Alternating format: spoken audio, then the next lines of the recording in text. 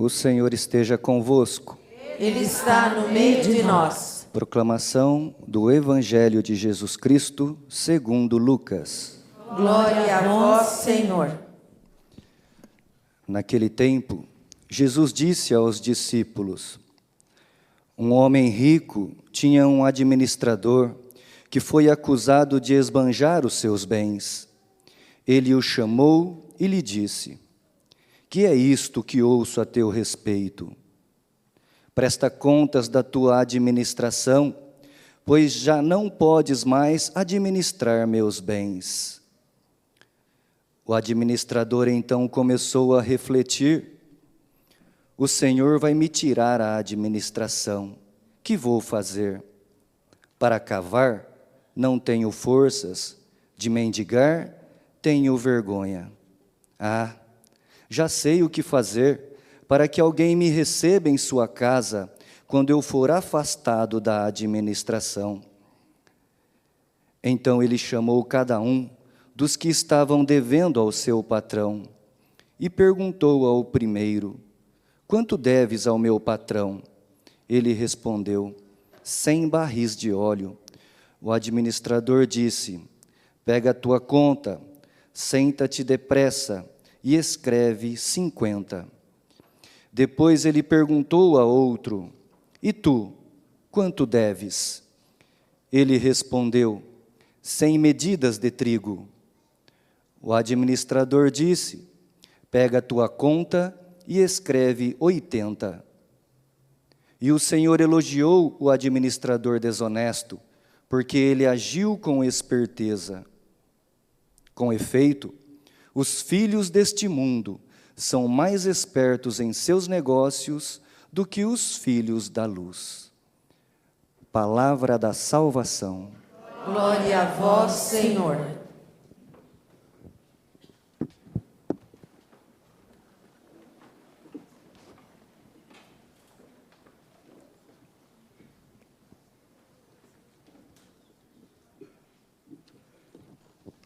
Que as palavras do Santo Evangelho perdoem os nossos pecados. Amém. Queridos irmãos e irmãs, caríssimos telespectadores, nesta primeira sexta-feira do mês, iniciando, portanto, este mês de novembro, que já nos faz aproximar um pouco mais do finalzinho do ano e do ano litúrgico de modo especial. Vamos começar daqui a pouco a preparação para o Natal do Senhor. Encerrando o ano litúrgico no finalzinho deste mês, aliás, um pouquinho antes do finalzinho, dia 20 de novembro é o dia de Cristo Rei. 27 de novembro é o primeiro domingo do Advento.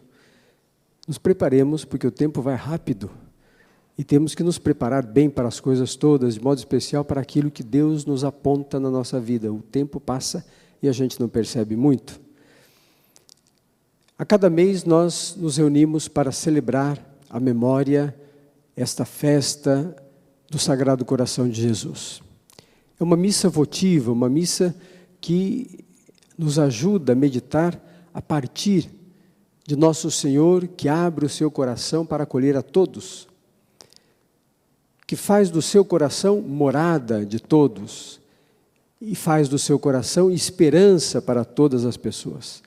E claro que esperança para as pessoas que precisam de esperança, as pessoas que estão desanimadas, estão às vezes entregues a dificuldades, a problemas. O coração de Jesus nos atrai a todos nós para garantirmos o caminho que devemos fazer para Deus, o nosso Pai. Sabemos todos que a palavra de Deus é luz para os nossos passos. A Sagrada Escritura nos apresenta os textos inspirados que nos ajudam a caminhar para Deus, a fazermos a nossa estrada, o nosso caminho para o reino dos céus. E hoje, de modo muito especial, nós temos coisas importantes nestes trechos da Sagrada Escritura, no Evangelho e na leitura que ouvimos da carta de São Paulo. São Paulo diz: não sejamos inimigos da cruz de Cristo.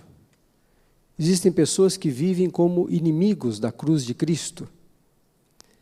E o Evangelho vai nos chamar a atenção para aquilo que Jesus pergunta aos seus discípulos, aos seus apóstolos, às pessoas que o ouviam, que o procuravam para ouvi-lo. Nós somos espertos? Fazemos as coisas pensando no futuro? O Evangelho termina dizendo: os filhos deste mundo são mais espertos do que os filhos da luz. Os homens deste mundo são mais espertos em seus negócios do que nós que dizemos que cremos em Deus. Qual é o nosso negócio? Que negócio nós temos que é tão importante e nós deveríamos estar assim muito atentos? Deveríamos ser especialistas para garantir o negócio e para fazer com que ele frutificasse.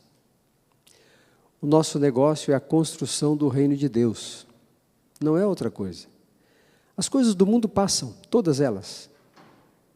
Então, em que nós investimos? Em que nós dedicamos energia? Para que futuro nós olhamos? Claro que nós vivemos dificuldades, problemas, situações difíceis, não só pessoais, mas comunitárias, familiares, sociais. Vivemos situações difíceis, mas nós devemos ser filhos e filhas da luz. Devemos ser homens que investem no futuro. Não ficamos aqui parados, contemplando o caminho estreito, difícil, o caminho espinhoso. Se nós fizermos assim, nós vamos perecer. Temos que olhar para o futuro e construir caminhos que nos levam ao futuro. Aplainar as veredas, como diz o Evangelho. Temos que acertar o caminho para que todos, nós e outros, também possam passar bem. No Evangelho, Jesus elogia, diz o texto, elogia aquele administrador desonesto, porque o que ele fez? Utilizou os bens do seu patrão para ganhar para si alguns dividendos. Ele sabia que ia ser despedido, que o patrão já não ia mais dar nenhum serviço a ele, e pensou consigo: como é que eu vou fazer para depois, sem ter serviço? Ele diz: cavar não tenho forças, pedir tenho vergonha, como é que eu vou viver?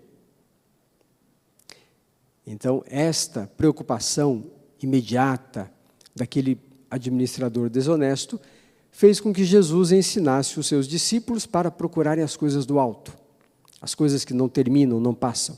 E disse: olha, esse administrador desonesto foi esperto, porque ele preparou o seu futuro.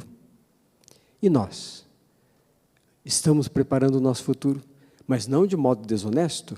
Nós não queremos utilizar as coisas de Deus, os bens que Deus nos deu para administrar, apenas pensando em nós mesmos. Aliás, se nós pensarmos em nós mesmos, nós não vamos fazer muito, não. O Evangelho diz que aquele homem chamou os devedores do patrão e alterou a dívida deles para menos, ou para mais, quando era interesse daqueles homens, e todos disseram: olha, este homem sim é que é bom, quando você precisar de alguma coisa, fala comigo que eu vou te ajudar. É isso que ele pensou. Nós precisamos investir nas grandes coisas do reino dos céus, nas atitudes que constroem paz, que constroem justiça, no comportamento, no modo de pensar, no modo de agir, que faz do mundo um mundo de irmãos, onde nós podemos viver como uma grande família. Que este Evangelho, irmãos e irmãs, nos inspire para trabalharmos incansavelmente e assim construirmos o reino dos céus. Trazemos para os nossos dias, para o nosso ambiente, os princípios do Evangelho. Trazemos os valores do reino dos céus. E assim nós estaremos construindo moradias, estaremos construindo espaço na casa de Deus, o nosso Pai. Aliás, nesses dias nós meditamos já sobre isso. No dia de finados, meditamos que Deus, ao enviar Jesus Cristo, o enviou para salvar, não para condenar. E Jesus mesmo disse: eu volto para o Pai, na casa de meu Pai tem muitas moradas, não se preocupem. Então, não precisamos ser administradores desonestos. Os bens que Deus nos deu, que nos colocou nas mãos, devemos administrá-los bem, para que eles produzam os frutos, não para nós, mas para Deus, para que assim consigamos viver na felicidade plena e eterna diante de Deus, o nosso Pai. E tomarmos cuidado com aqueles que São Paulo chama de inimigos da cruz de Cristo. Por que São Paulo fala isso? Jesus Cristo veio para servir, se entregou por nós na cruz para salvar, para nos conduzir a Deus. A cruz de Cristo é a nossa salvação. Nela nós encontramos vida nova. Jesus Cristo, ao entregar a sua vida na cruz, abriu para nós a possibilidade desta vida plena. Entregou a sua vida, morreu por nós, para que nós tivéssemos vida e vida em abundância. Quem são os inimigos da cruz de Cristo? As pessoas que produzem a morte, grupos, situações. Existem até organizações que produzem morte, produzem coisas ruins. Nós temos que ter cuidado, para não nos deixarmos contaminar por este espírito de fazer coisas ruins. Temos que favorecer na nossa vida, favorecer para os nossos irmãos e irmãs, aquilo tudo que é bom, que é justo, que é honesto, aquilo que vem da vontade de Deus, aquilo que vem da sua palavra revelada na Sagrada Escritura. Que São Paulo também nos ajude, pela sua intercessão, a sermos filhos do alto.